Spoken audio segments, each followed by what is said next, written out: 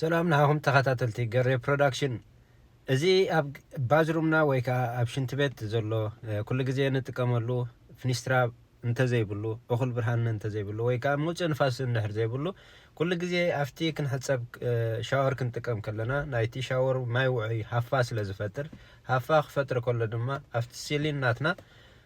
ويت بلفن نبلو بلو مدا صاوعه او كمزي ماي نطبطاب يفطر مو اتي درايول دحر جزء نتحبري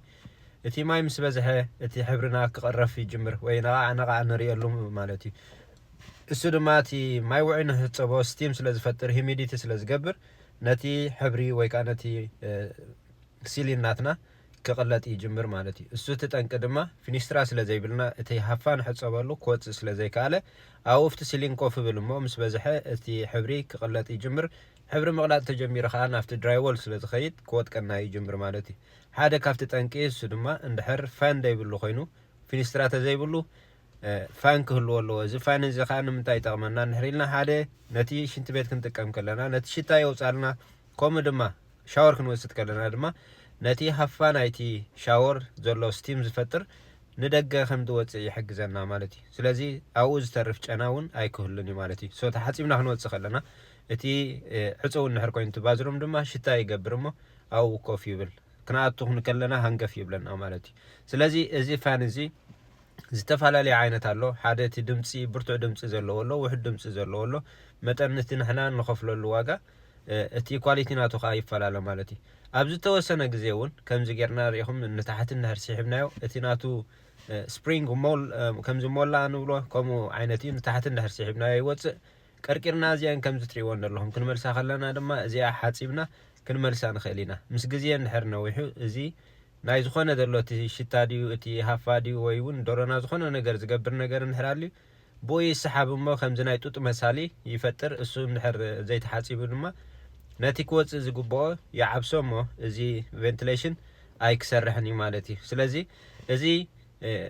ኣብ ሓደ ኣጋጣሚ ምስቲ መብራህቲ ናይቲ ሽቓቕ ይጋጠም እዩ ክነኣቱ ከለና ድማ ብሓንሳብ ልችን እቲ ናይ ንፋስን ብሓንሳብ ይውላዕ ማለት እዩ كم خا نحسب كاببينو ناتو مولع جركا خا كقاتم مخيلتي مخنيات بحنسب مولع زقبروا لن تاي مسيلكم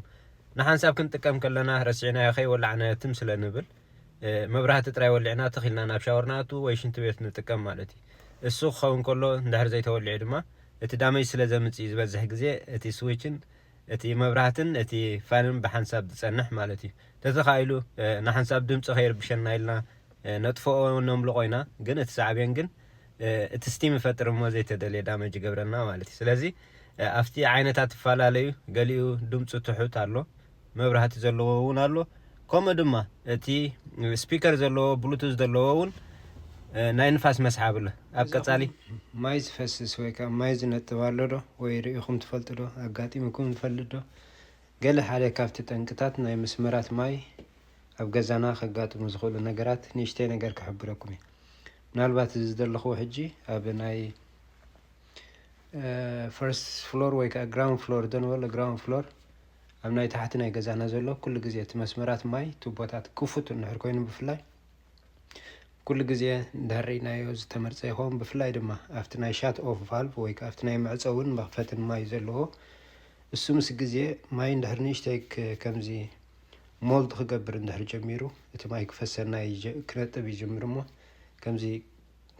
حبري غير تتبو مالتي مسكزين نتاكب ما ينتب مو كيرانا ندار صنحنا ناب مسوار كمسيو فلات كجبرلنا مالتي كريكم ينسن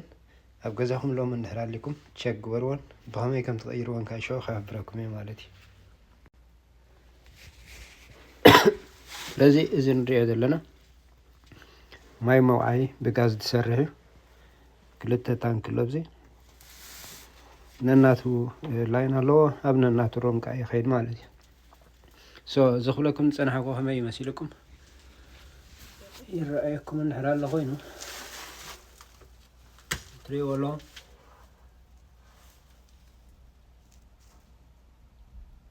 زكرين دلو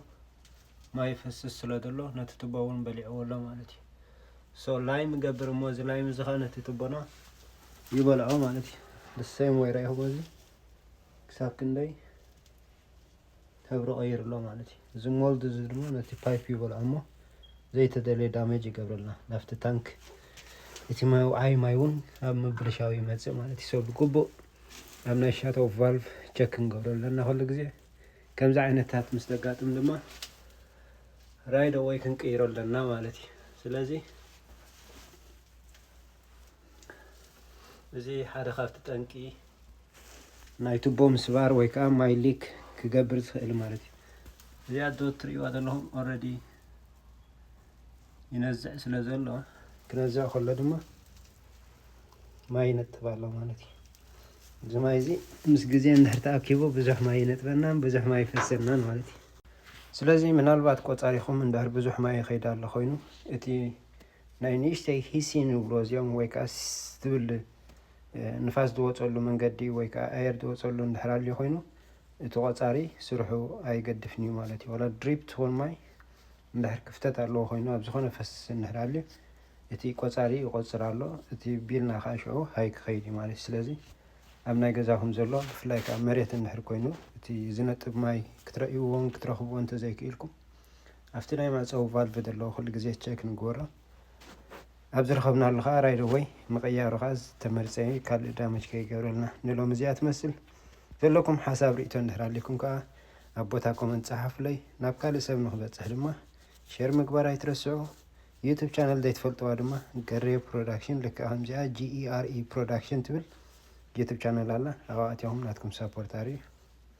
ሰላም ወሰናይ